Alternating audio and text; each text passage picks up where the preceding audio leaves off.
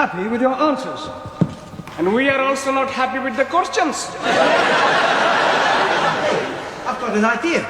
You're not happy, we're not happy. So if you not give us any homework, we both be happy. Are we happy? Silence. Look, in future you will be given extra homework, and I hope that I see some improvement. Some of you are just simply not trying. For example, Max.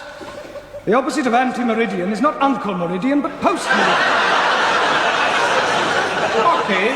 You know what you're laughing about, Giovanni? Your answer to the question, write a sentence using a metaphor, was unbelievable. But I did write a sentence using a metaphor. Oh, yes. Last night I phoned my girlfriend and a metaphor a drink. Ali, for your information, a polygon is a term used to describe a figure with angles and sides and have nothing whatsoever to do with the disappearing parrot. Now you, what is the feminine of Drake? Miss Drake. Really? You, spell cough. K-O-F-F. You, give me a sentence using the word defer. Minks are bred for the fur.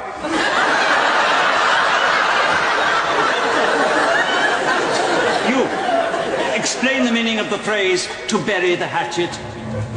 To chop someone's head off. What's your name?